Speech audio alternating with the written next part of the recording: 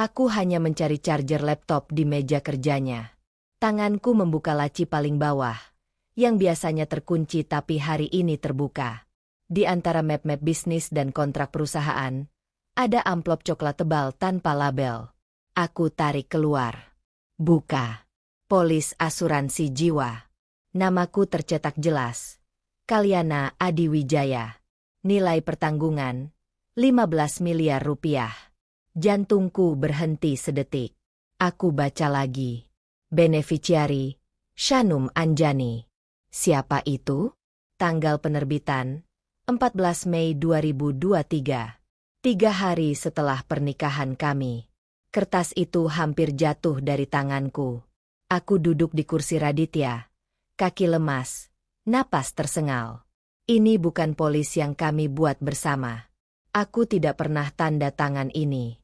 Tapi tanda tanganku ada di sana. Rapi, sempurna, seperti asli. Dipalsukan. Aku buka halaman kedua. Ada lampiran medical check-up atas namaku. Tanggal pemeriksaan, seminggu sebelum pernikahan. Aku ingat hari itu. Raditya bilang itu syarat administrasi gereja. Aku percaya. Aku tanda tangan semua formulir yang dia sodorkan tanpa baca detail. Bodohnya aku. Shanum Anjani. Aku ketik nama itu di ponsel. Tidak ada hasil. Bukan akun media sosial. Bukan profil LinkedIn. Bukan apa-apa. Seperti hantu. Pintu kamar terbuka. Aku refleks menyembunyikan amplop di balik punggungku. Berdiri cepat. Terlalu cepat. Raditya masuk dengan setelan kerjanya. Dasi masih rapi. Wajah tampan seperti biasa. Senyumnya lembut. Sayang, kamu di sini? Cari apa? Suaranya hangat. Seperti suami yang peduli. Charger. Jawabku. Suaraku hampir tidak keluar. Laptopku mati. Dia mendekat. Aku mundur selangkah. Tanpa sadar. Matanya berkilat sesaat. Aku tangkap. Tapi langsung hilang. Digantikan tatapan khawatir. Kamu pucat. Sakit. Tidak. Cuma capek. Dia pegang bahuku. Lembut. Seperti yang selalu dia lakukan. Tapi kali ini tangannya terasa dingin. Atau tanganku yang gemetar? Istirahat. Ya. Aku mau ganti baju dulu. Aku keluar dari ruang kerjanya. Amplop masih terselip di balik baju. Jantungku berderap keras sampai ke kamar. Aku kunci pintu. Buka lagi dokumen itu. Ada satu lembar lagi yang belum kubaca. Formulir perubahan beneficiari. Tertanggal minggu lalu. Beneficiari baru. Tetap Shanum Anjani. Tapi ada tambahan catatan tulisan tangan Raditya di Marin. Eksekusi maksimal 6 bulan. Timing harus natural. Eksekusi. Natural. Kata-kata itu menusuk seperti pisau. Ini bukan asuransi. Ini rencana pembunuhan. Aku tutup mulut dengan tangan. Takut berteriak. Lutut melipat. Aku jatuh duduk di lantai kamar. Amplop itu tergeletak di sampingku seperti vonis mati. Raditya menikahiku bukan karena cinta. Bukan karena bisnis yang bangkrut. Meskipun itu benar. Dia menikahiku karena aku punya nilai 15 miliar rupiah. Dalam keadaan mati. Semua kenangan kami berputar cepat di kepalaku. Pertemuan pertama di acara charity. Bunga mawar setiap Jumat. Lamaran romantis di tepi pantai. Pernikahan sederhana yang dia bilang lebih bermakna daripada pesta besar. Semuanya kalkulasi. Aku dengar langkahnya di luar pintu. Berhenti. Ketukan pelan. Kal, kamu baik-baik saja. Suaranya begitu lembut. Begitu meyakinkan. Iya. Aku mau mandi. Oke, sayang. Aku masak makan malam. Ya. Langkahnya menjauh. Aku tatap pintu kamar itu. Di balik sana, suamiku sedang memasak. Mungkin sambil tersenyum. Mungkin sambil menghitung hari. Berapa lama lagi aku punya waktu? Sebulan? 2 bulan? Sampai dia temukan momen yang Natural. Untuk membunuhku? Kecelakaan mobil? Jatuh dari tangga? Serangan jantung mendadak setelah makan malam? Aku lihat ponselku. Siapa yang bisa kupercaya? Polisi. Dengan bukti apa? Polis asuransi saja belum tentu cukup. Dia bisa bilang itu rencana masa depan. Perlindungan keluarga. Hal normal. Keluargaku? Ayah sudah meninggal. Ibu meninggal saat melahirkanku. Aku hanya punya kakak birawa di Singapura. Tapi dia sibuk dengan perusahaannya sendiri. Teman? Semua teman dekatku menjauh setelah aku nikah. Raditya bilang mereka iri. Aku percaya. Aku sendirian. Dan suamiku ada di dapur. Sedang menyiapkan makan malam yang mungkin berisi racun pertamanya. Aku ambil ponsel. Ketik di pencarian, investigator privat Jakarta terpercaya. Tanganku gemetar saat mengetik. Tapi aku tidak punya pilihan lain. Karena kalau aku diam, dalam 6 bulan, namaku akan jadi berita obituari. Dan Shanum Anjani, siapapun dia, akan jadi orang terkaya karena kematianku. Aku tidak akan biarkan itu terjadi. Investigator itu namanya Mas Galih. Suaranya datar di telepon. Tidak banyak bicara. Aku suka itu. Transfer setengahnya dulu, Bu. Sisanya setelah dapat hasil. Aku kirim 25 juta dalam 5 menit. Dari rekening pribadi yang Raditya tidak pernah tahu. Warisan ayah yang kusimpan terpisah sejak sebelum nikah. Cari tahu siapa Shanum Anjani. Semua yang bisa kau dapat. Hubungannya dengan suamiku. Lokasi. Pekerjaan. Masa lalu. Semuanya. Butuh waktu minimal seminggu, Bu.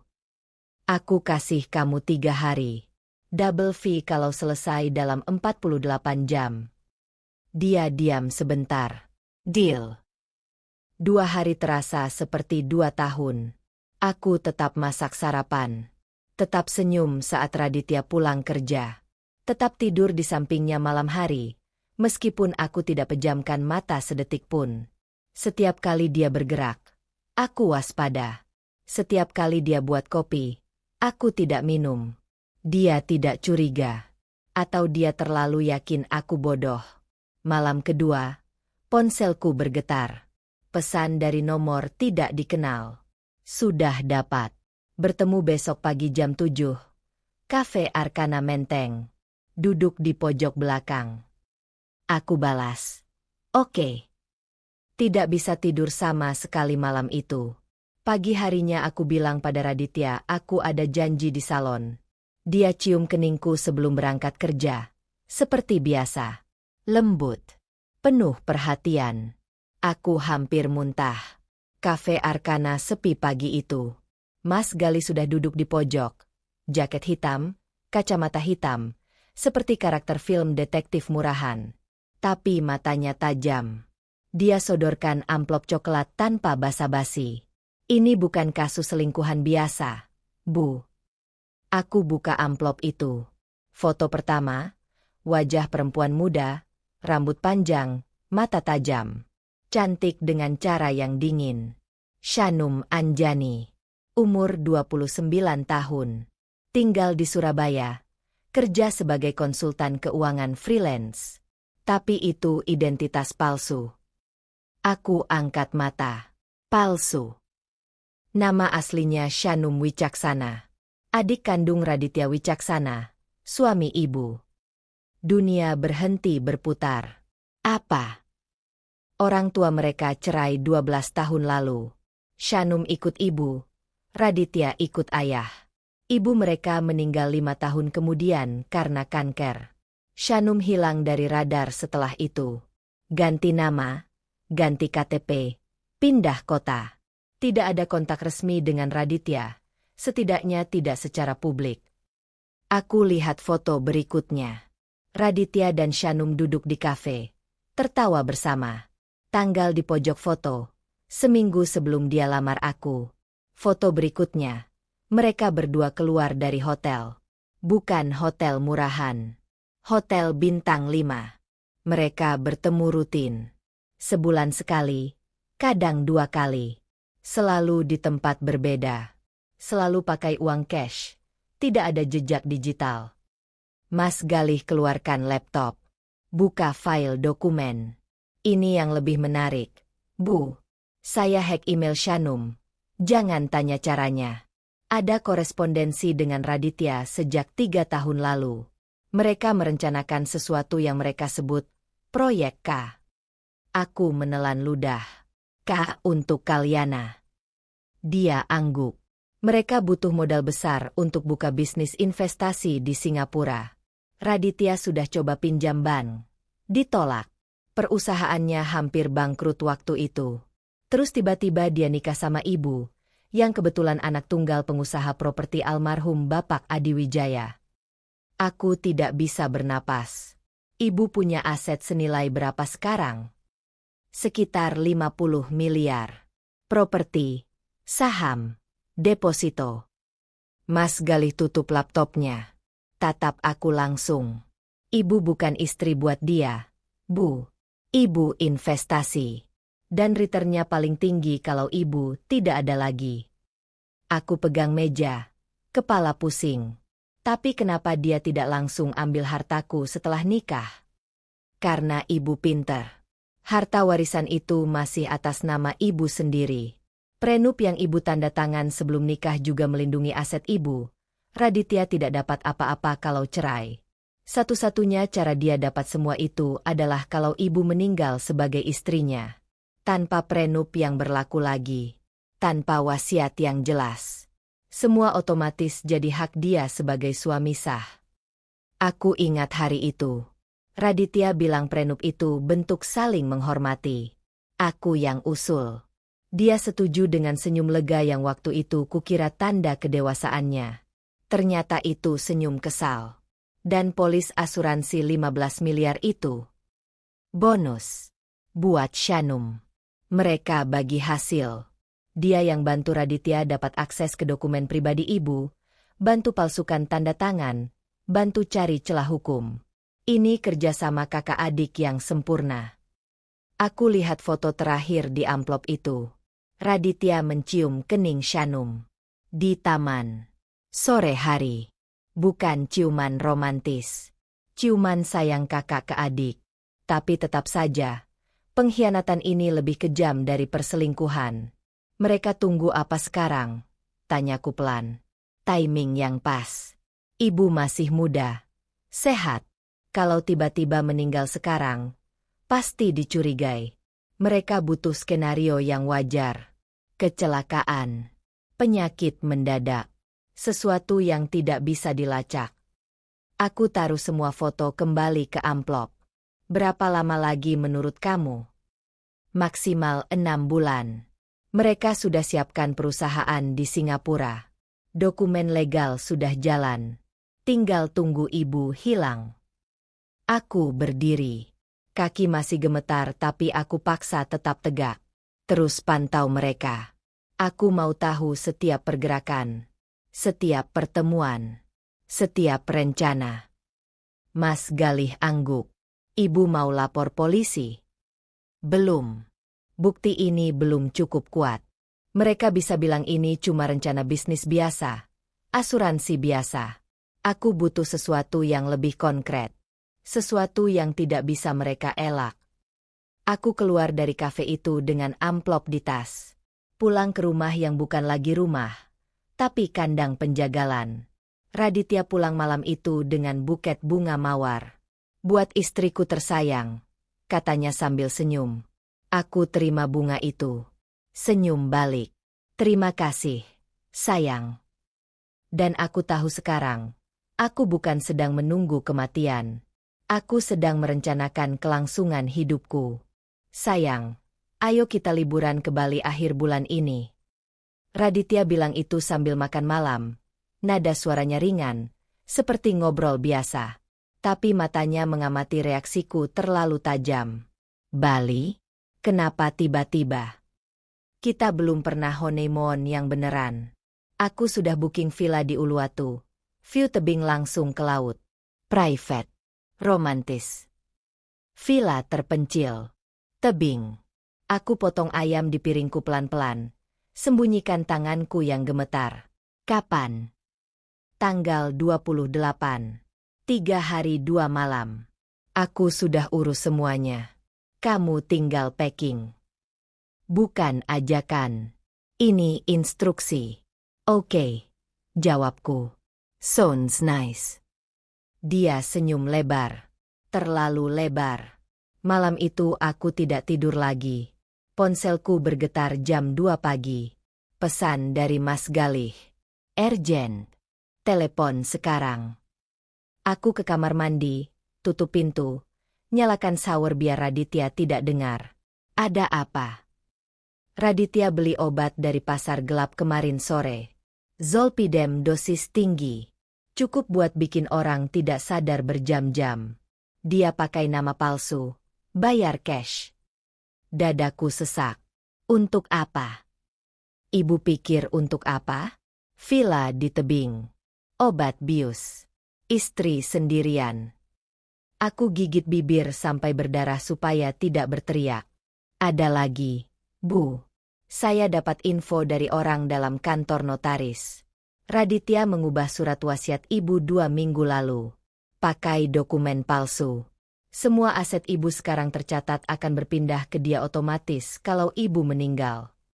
Bagaimana bisa? Aku tidak pernah. Dia pakai tanda tangan digital hasil scan dari dokumen lama. Notarisnya orang dalam. Sudah dibayar. Aku duduk di lantai kamar mandi. Shower masih nyala. Air panas mulai bikin ruangan berkabut. Berapa banyak orang yang dia bayar untuk ini? Cukup banyak. Ini bukan rencana dadakan, Bu. Ini sistematis. Aku tutup telepon. Matikan shower. Keluar dari kamar mandi dengan handuk di kepala. Pura-pura habis mandi malam. Raditya masih bangun. Duduk di sofa. Baca tablet. Kamu lama. Aku sampai mau cek kamu kenapa-kenapa. Cuma rileks. Besok aku mau ke bank. Urus beberapa dokumen buat perusahaan ayah. Dia angkat mata. Dokumen apa? Biasa. Pajak tahunan. Perpanjangan sertifikat. Dia angguk. Tapi aku lihat rahangnya mengeras. Pagi itu aku benar-benar ke bank. Tapi bukan untuk pajak. Aku transfer semua asetku. Deposito, saham, rekening tabungan, ke rekening offshore di Singapura atas nama kakak Birawa. Legal. Tidak bisa dilacak Raditya. Tidak bisa disentuh siapapun kecuali aku dan kakakku. 50 miliar pindah dalam 1 jam. Manajer bank lihat aku heran. Ibu yakin? Ini jumlah besar sekali. Saya yakin. Ini untuk keamanan keluarga. Aku tanda tangan semua dokumen dengan tangan yang sudah tidak gemetar lagi. Kalau aku mati sekarang, Raditya tidak dapat apa-apa. Semua hartaku aman di Singapura. Surat wasiat palsu itu jadi tidak berguna. Tapi aku masih harus pura-pura tidak tahu apa-apa. Aku pulang siang hari dengan tas belanja. Beli baju pantai, bikini baru, sunblock, semua perlengkapan liburan yang seharusnya dipakai istri bahagia. Raditya pulang lebih awal dari biasa. Bawa tas travel besar. Aku sudah packing barang kita. Tinggal tambah-tambah sedikit kalau kamu mau bawa yang lain. Aku buka tasnya. Baju kami sudah tertata rapi. Terlalu rapi. Di saku samping, aku lihat sekilas kotak obat kecil. Aku tidak sentuh. Pura-pura tidak lihat. Thanks, sayang. Kamu perhatian banget. Dia peluk aku dari belakang, cium leherku, tubuhku kaku. Tapi aku paksa senyum. Aku tidak sabar ke Bali, katanya berbisik di telingaku. Aku juga. 5 hari menuju tanggal 28 terasa seperti hukuman mati yang tertunda. Setiap pagi Raditya sarapan sambil cerita rencana kegiatan di Bali. Snorkeling, makan seafood, sunset di tebing villa. Setiap malam aku cek ponsel, baca update dari Mas Galih. Raditya ketemu Shanum lagi kemarin. Mereka bahas sesuatu di mobil. Tidak bisa rekam suara, tapi badilan gua ge mereka tegang. Shanum transfer uang ke rekening atas nama Erlangga Pradipta. Jumlah lumayan besar. Siapa dia? Aku kenal nama itu. Erlangga. Pengacara keluargaku. Aku telepon Mas Galih malam itu. Cari tahu siapa Erlangga Pradipta.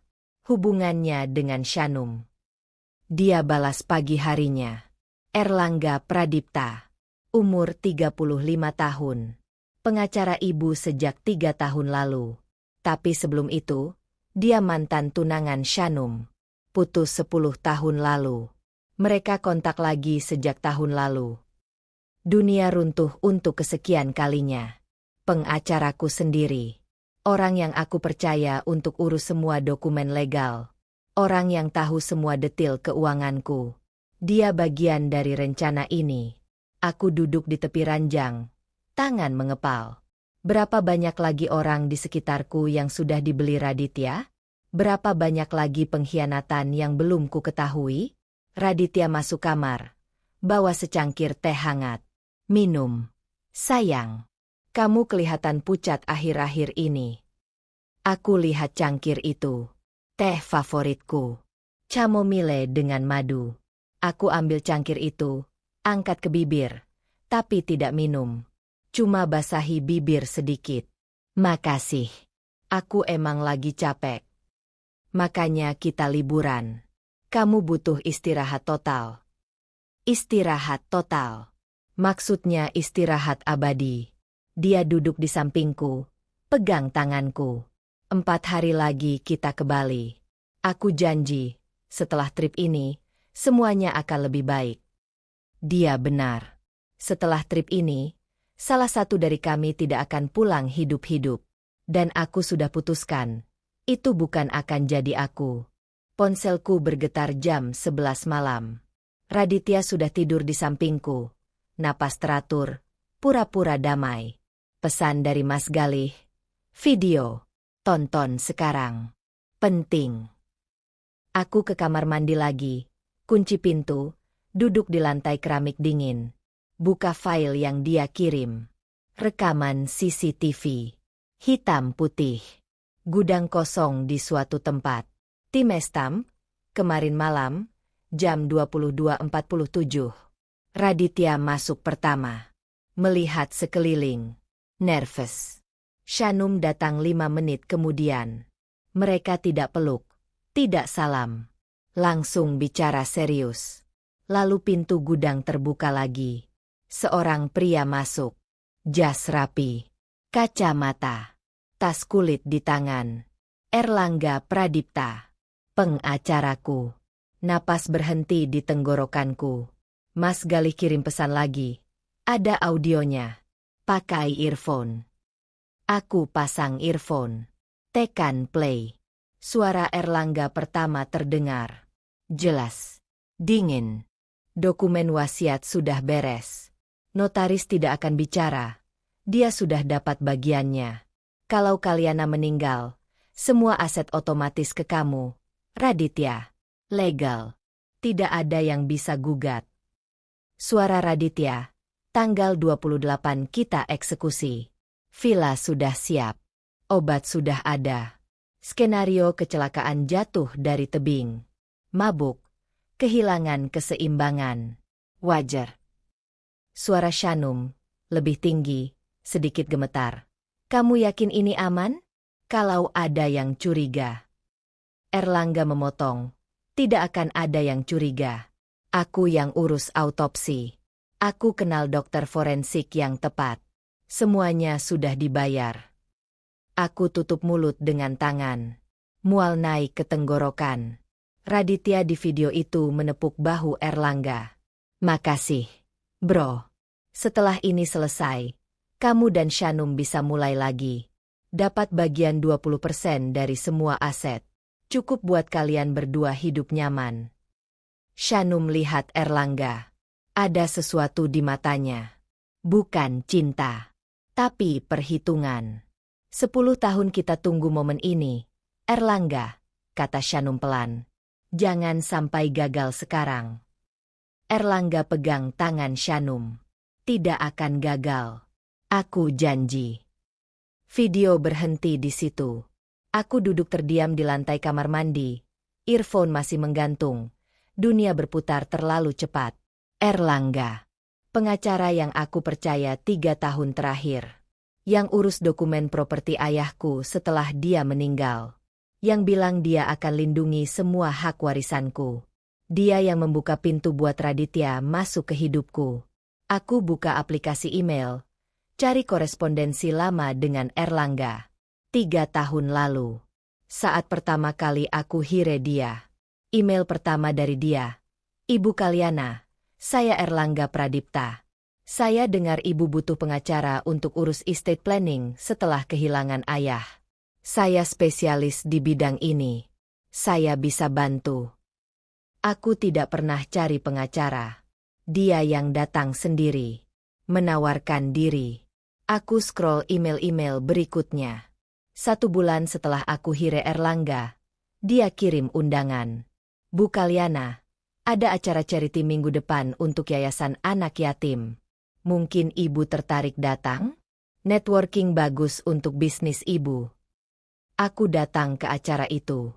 Dan di sanalah aku pertama kali bertemu Raditya. Dia duduk di meja sebelah. Senyum ramah. Obrolan ringan tentang donasi. Tukar nomor telepon. Kebetulan. Aku pikir itu kebetulan. Aku lihat lagi tanggal email Erlangga. Tanggal acara charity itu. Lalu aku cek foto-foto yang Mas Galih kirim minggu lalu. Foto Raditya dan Shanum di kafe. Tanggalnya, 2 hari sebelum acara charity itu. Mereka sudah merencanakan pertemuan kami. Aku bukan jatuh cinta secara alami. Aku dijebak. Ditargetkan. Diatur seperti catur. Setiap langkah sudah diperhitungkan.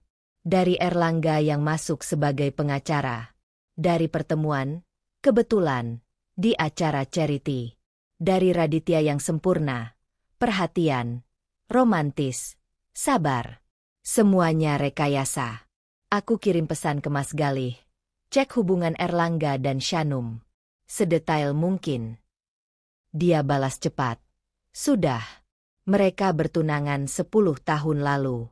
Erlangga ninggalin Shanum karena dia bangkrut waktu itu. Shanum dendam. Tapi mereka kontak lagi setahun sebelum ibu hire Erlangga. Mereka rekonsiliasi, tapi dengan satu syarat dari Shanum. Erlangga harus bantu dia dapat uang besar. Kompensasi dia ditinggal dulu. Kompensasi dari uangku. Dari nyawaku. Aku lihat cermin di kamar mandi. Wajahku pucat. Mata merah. Rambut berantakan. Aku ingat semua momen manis dengan Raditya. Lamaran di pantai. Cincin berlian yang dia bilang dia nabung setahun untuk beli. Vows pernikahan yang dia tulis sendiri. Bikin aku nangis waktu itu. Semua bohong. Semua skrip. Aku bangun, cuci muka dengan air dingin. Lihat pantulan mataku sendiri. 3 orang. Mereka bertiga merencanakan kematianku sejak 2 tahun lalu. Mungkin lebih lama. Dan aku? Aku cuma boneka yang mereka mainkan. Tapi boneka ini sudah sadar. Aku keluar dari kamar mandi. Raditya masih tidur nyenyak. Atau pura-pura tidur. Aku ambil ponselnya dari nightstand. Pelan-pelan. Unlock pakai sidik jari dia saat dia tidur. Masuk. Buka WhatsApp. Grup chat bernama Proyek Selesai. Member Raditya, Shanum, Erlangga. Chat terakhir 2 jam lalu. Shanum, besok dia berangkat. Raditya, iya, sudah packing. Dia tidak curiga apa-apa. Erlangga, bagus. Aku sudah siapkan dokumen klaim asuransi. Sehari setelah kematian, kita bisa proses. Uang cair maksimal seminggu. Shanum, akhirnya. 2 tahun kita tunggu. 2 tahun. Raditya, sabar. Besok malam semuanya selesai. Kita bisa move on. Aku screenshot semua chat itu. Kirim ke email pribadiku. Hapus jejak dari phone log dia. Taruh ponselnya kembali. Tangan tidak gemetar lagi. Aku lihat Raditya tidur di sampingku. Wajah damai. Tampan. Sempurna. Monster berwajah malaikat. Besok kami akan ke Bali. Ke villa terpencil di tebing. Tempat yang dia pilih untuk akhir hidupku. Tapi yang dia tidak tahu, aku sudah tidak sendiri. Aku punya bukti. Aku punya rencana. Aku punya satu kesempatan. Dan aku tidak akan sia-siakan. Pagi hari tanggal 27, sehari sebelum keberangkatan, aku bangun dan langsung ke kamar mandi. Masukkan jari ke tenggorokan. Paksa diri muntah. Lagi. Sampai perut kosong dan mata berair. Keluar dengan wajah pucat. Keringat dingin. Sempurna. Sayang, aku tidak enak badan. Raditya sedang sarapan. Berhenti mengunyah. Tatap aku dengan mata yang langsung waspada. Kenapa? Sakit apa? Pusing. Mual. Kayaknya demam. Aku pegang kepalaku. Goyah sedikit. Dia berdiri, pegang bahuku. Tapi tangannya kaku. Istirahat dulu. Mungkin kecapean packing. Iya, mungkin. Aku kembali ke kamar. Rebahan. Raditya masuk 5 menit kemudian dengan termometer. Cek suhu dulu. Aku sudah siapkan. Sebelum dia datang, aku gosok termometer ke lampu samping tempat tidur. Panaskan sedikit. Termometer menunjukkan 38,7 derajat. Wajah Raditya berubah. Bukan khawatir. Kesel. Kamu demam tinggi. Aku coba minum obat. Besok pasti sudah baikan. Dia tidak jawab. Keluar kamar dengan ponsel di tangan. Aku dengar dia telepon seseorang. Suara rendah. Tapi aku bisa tangkap beberapa kata. Tidak bisa besok, sakit, harus reschedule. Aku tutup mata. Pura-pura tidur. Siang hari Raditya masuk lagi. Duduk di tepi ranjang. Sayang, aku batalkan tiket kita. Kamu harus sembuh dulu. Nada suaranya datar. Tidak ada kehangatan. Maaf, bisikku lemah. Aku benar-benar pengen pergi. Tidak apa-apa. Kesehatan lebih penting. Bohong. Matanya bilang sebaliknya. Dia keluar lagi. Kali ini ke balkon. Telepon lagi. Suaranya mulai naik. Aku turun dari tempat tidur pelan-pelan. Dekati pintu balkon yang sedikit terbuka. Rencananya berantakan. Shanum. Dia sakit. Demam tinggi. Aku tidak bisa paksa dia pergi. Suara Shanum terdengar dari speaker. Nyaring dan panik. Lalu sekarang gimana? Waktu kita tinggal sebulan. Bank ayahnya sudah mulai audit aset. Kalau mereka temukan transfer besar-besaran ke Singapura, mereka akan curiga. Jadi mereka sudah tahu aku pindahkan uangku. Raditya membentak. Aku tahu. Makanya kita harus cepat. Tapi kalau aku paksa dia pergi dalam kondisi sakit, nanti malah mencurigakan. Cari cara lain. Cepat. Kita tidak punya banyak waktu. Aku tahu. Telepon diputus. Raditya berdiri di balkon. Tangan mengepal. Punggung tegang. Aku cepat kembali ke tempat tidur sebelum dia masuk. Malam itu aku tidak bisa pura-pura tidur. Raditya keluar rumah jam 10 malam dengan alasan beli obat di apotek 24 jam. Tidak masuk akal. Di rumah sudah ada kotak P3K lengkap. Aku tunggu sampai mobilnya pergi. Langsung telepon Mas Galih. Ikuti Raditya. Sekarang. Dia baru keluar. Siap. 2 jam kemudian Mas Galih telepon balik.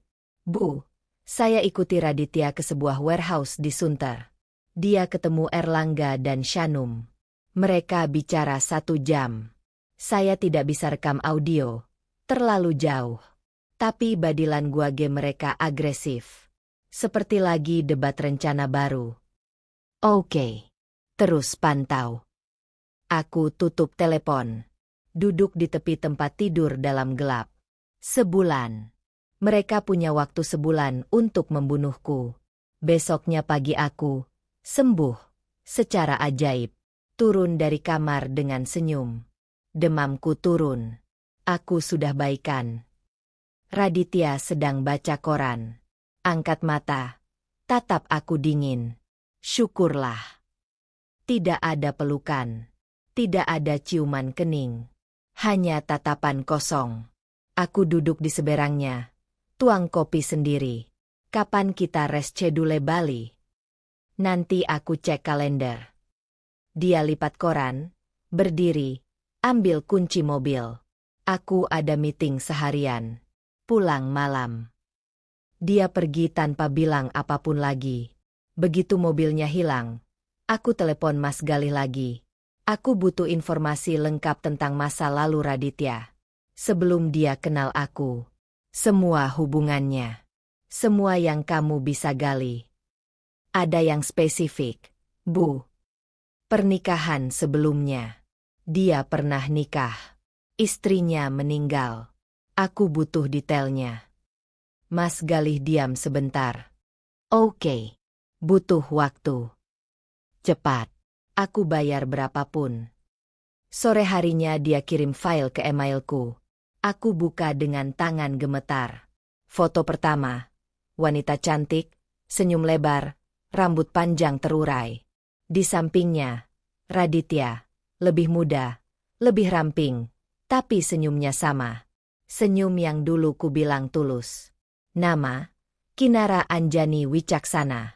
Istri pertama Raditya. Meninggal 3 tahun lalu. Umur 28 tahun. Sebab kematian, kecelakaan mobil tunggal di puncak. Mobil keluar jalur, masuk jurang. Kematian seketika. Laporan polisi, tidak ada tanda-tanda sabotase. Tidak ada pengereman mendadak. Kesimpulan, kelalaian pengemudi. Kasus ditutup. Aku scroll ke bawah. Polis asuransi atas nama Kinara, 10 miliar rupiah. Beneficiari, Raditya Wicaksana. Klaim asuransi disetujui. Uang cair 2 minggu setelah kematian. Tapi catatan Bank Raditya menunjukkan, uang itu tidak pernah masuk rekening resminya. Hilang. Atau lebih tepatnya, dialihkan ke tempat lain sebelum bisa dilacak. Mas Galih tambahkan catatan di akhir file. Saya kontak keluarga Kinara. Mereka bilang Kinara sehat.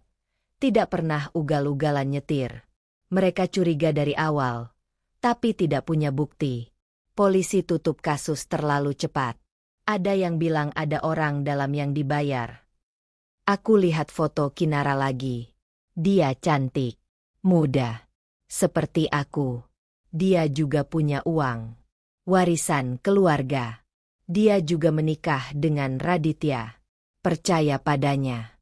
Dan dia mati 3 tahun lalu di kecelakaan yang terlalu mulus untuk jadi kecelakaan. Raditya bukan pembunuh pemula. Aku istri kedua. Korban kedua. Dan kalau aku tidak hati-hati, aku akan jadi mayat kedua. Aku kirim undangan via WhatsApp 3 hari kemudian. Grup chat baru. Nama, Rencana Bisnis Keluarga. Member, Raditya, Shanum Anjani, Erlangga Pradipta. Pesanku singkat. Dinner di rumah, Sabtu malam jam 7. Ada proposal bisnis penting. Harap hadir semua. Ini soal aset dan ekspansi perusahaan ayah. Kalyana. Raditya baca pesan itu di sampingku. Alis terangkat. Kamu kenal Shanum dan Erlangga? Erlangga kan pengacaraku. Shanum, aku dapat kontaknya dari database bisnis ayah. Katanya dia konsultan keuangan bagus. Aku pikir kita butuh orang luar untuk evaluasi aset sebelum ekspansi. Aku lihat matanya bergerak cepat. Kalkulasi. Kenapa tiba-tiba? Karena aku sadar, setelah hampir kecelakaan, kemarin dengan demamku, aku harus mulai atur segalanya dengan benar. Aku tidak mau kamu kesusahan kalau terjadi apa-apa sama aku. Wajahnya relaks. Senyum tipis muncul. Oke. Good idea. Dia balas di grup. Oke, aku datang. 5 menit kemudian Shanum balas. Siap, Bu Kalyana. Erlangga. Terima kasih atas undangannya. Saya akan hadir. Mereka datang tepat waktu, bertiga, dengan wajah percaya diri yang menjijikan. Shanum pakai dress hitam elegan, make-up sempurna. Erlangga dengan jas abu-abu, tas kulit di tangan. Raditya sudah di rumah. Tentu saja, tuan rumah yang sempurna. Selamat datang.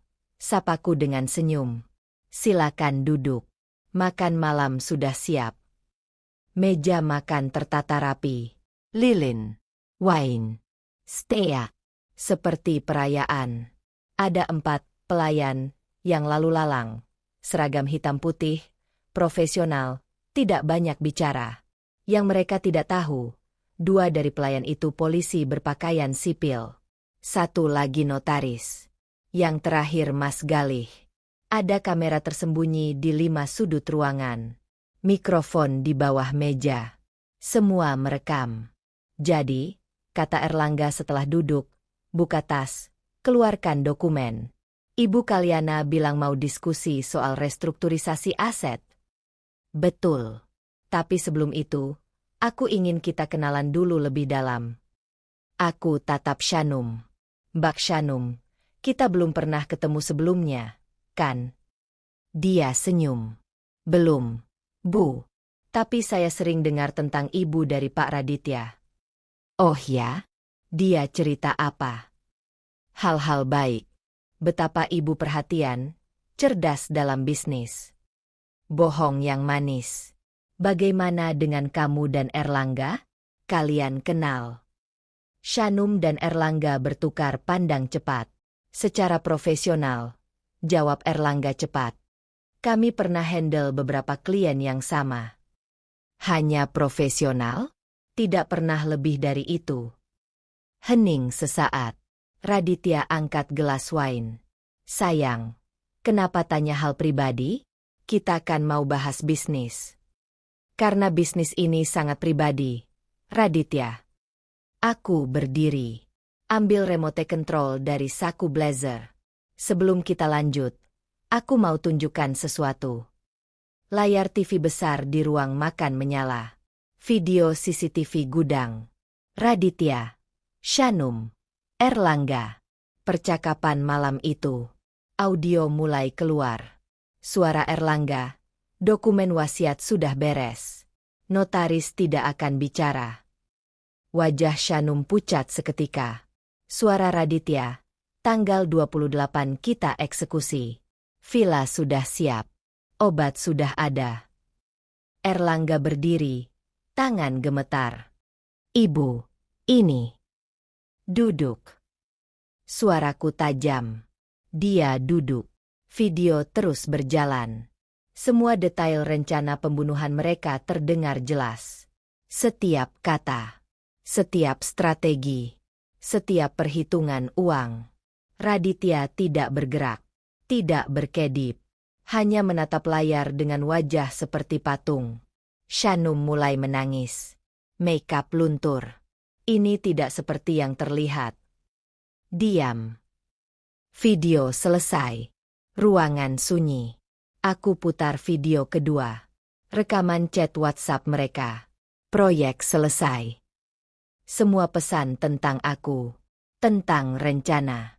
Tentang pembagian uang asuransi. Kalian pikir aku bodoh? Tanyaku pelan. Kalian pikir aku tidak akan tahu? Erlangga berdiri lagi.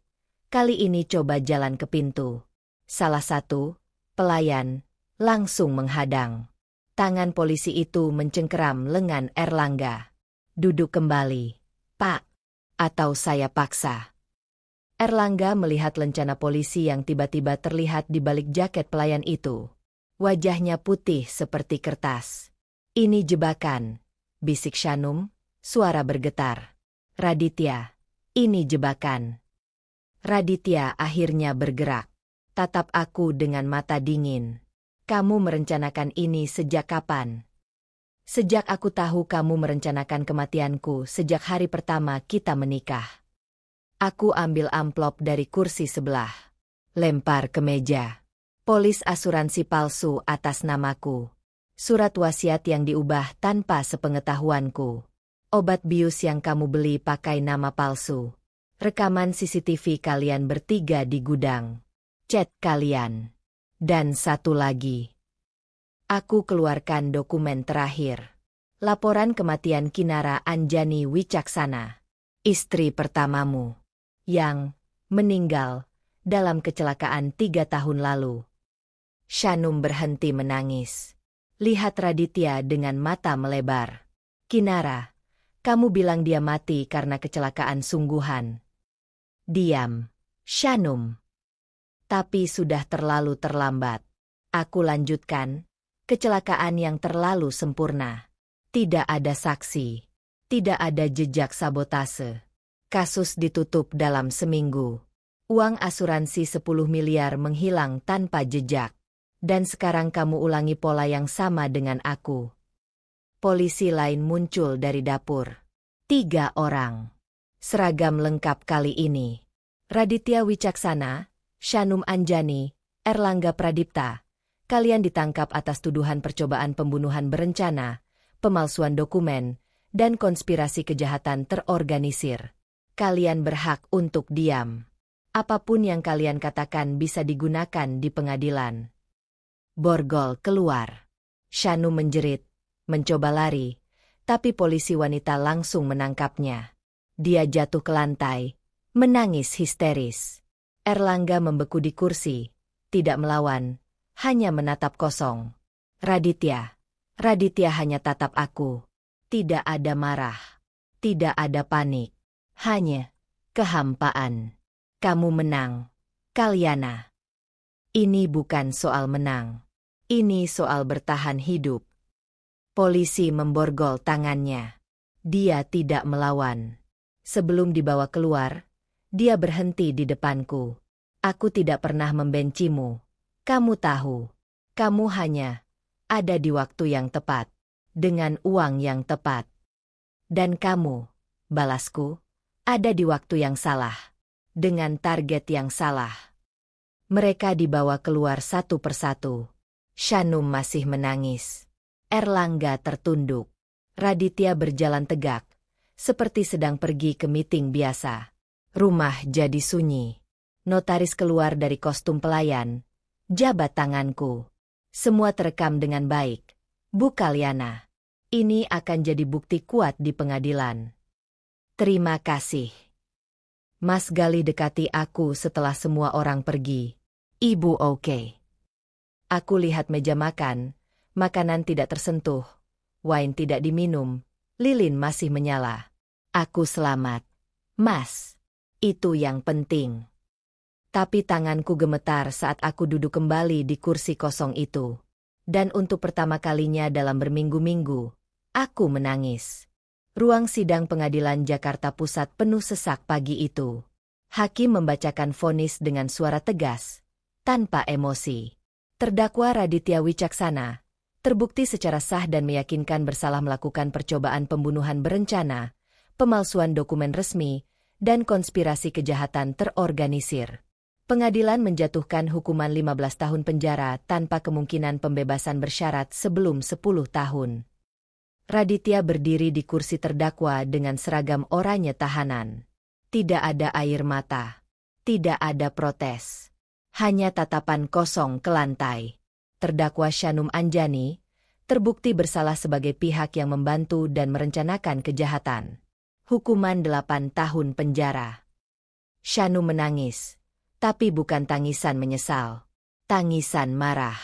Dia lihat aku di barisan penonton dengan tatapan penuh benci.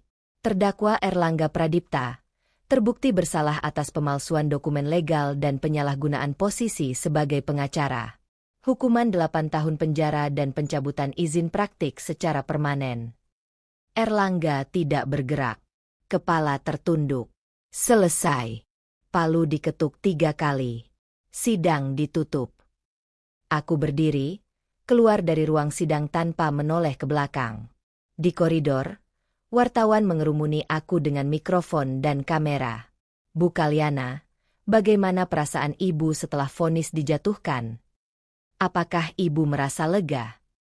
Apakah ibu akan lanjutkan hidup seperti biasa? Aku berhenti. Tatap kamera. Saya tidak merasa menang. Saya merasa selamat. Itu saja. Aku dorong mikrofon. Jalan terus. Di luar gedung pengadilan, seorang wanita paruh baya mendekat. Wajahnya familiar. Aku pernah lihat di foto. Ibu Kinara.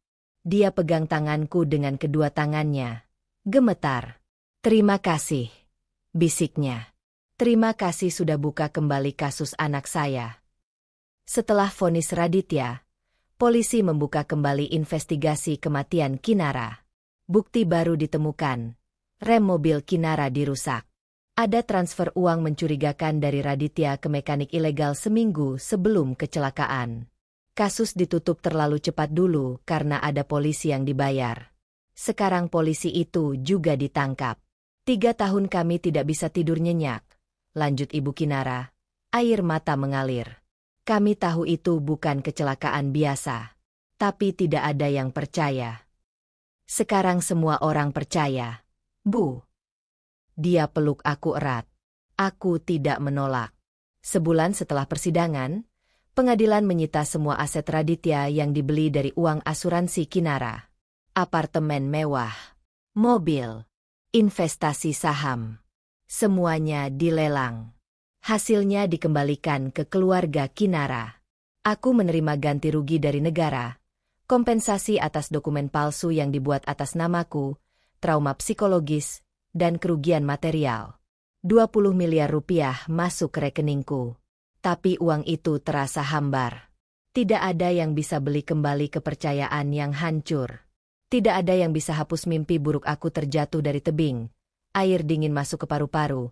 Raditya berdiri di atas sana sambil senyum. Aku masih tidak bisa tidur dengan lampu mati. Aku masih cek setiap makanan sebelum dimakan. Aku masih menatap pintu kamar setiap malam. Takut ada yang masuk. Bekas luka tidak selalu terlihat. 3 bulan setelah vonis, surat cerai final tiba lewat pos. Kertas putih sederhana. Cap pengadilan. Tanda tangan hakim.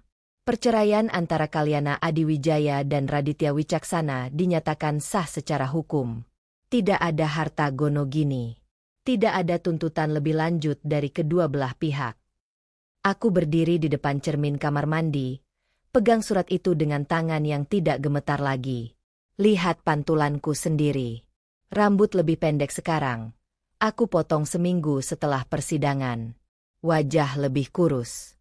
Mata lebih tajam. Bukan istri Raditya lagi. Bukan target siapapun lagi. Hanya Kalyana Adiwijaya. Aku lipat surat cerai itu, masukkan ke laci bersama polis asuransi palsu, surat wasiat palsu, dan semua bukti yang sudah tidak berguna lagi. Lalu aku bakar semuanya di halaman belakang rumah. Kertas-kertas itu terbakar cepat. Asap hitam naik ke langit sore. Ponselku berdering. Kakak Birawa dari Singapura. Kal, kamu baik-baik saja. Aku baik, Kak. Kamu yakin? Kamu bisa ke sini kapan saja. Tinggal sama aku dulu sampai kamu siap. Aku tahu. Tapi aku tidak mau lari. Rumah ini rumahku. Kehidupan ini kehidupanku. Aku tidak akan biarkan mereka ambil itu dariku. Dia diam sebentar. Aku bangga sama kamu, Kal. Terima kasih, Kak. Aku tutup telepon. Api di depanku masih menyala. Kertas terakhir habis jadi abu. Aku ambil ponsel lagi. Buka Instagram. Akun yang sudah lama tidak kusentuh. Ada ratusan pesan dari orang asing. Dukungan. Doa. Beberapa hinaan dari orang yang percaya Raditya tidak bersalah. Aku tidak baca semuanya. Aku hanya buat satu post baru. Foto simpel. Matahari terbenam dari jendela kamarku. Caption. Aku bukan pilihan terbaik mereka. Tapi aku jadi penyesalan terbesar mereka. Dan sekarang, Aku yang menulis akhir ceritaku sendiri. Post. Matikan notifikasi. Aku masuk rumah, tutup pintu, pasang kunci ganda seperti biasa. Tapi malam itu, untuk pertama kalinya dalam 6 bulan, aku tidur tanpa mimpi buruk. Karena aku tahu, mereka yang ada di balik jeruji besi sekarang. Bukan aku. Dan setiap malam mereka akan ingat, wanita yang mereka anggap mudah ditipu, justru yang menghancurkan mereka semua. Kalyana Adiwijaya. Bukan istri. Bukan korban. Survivor.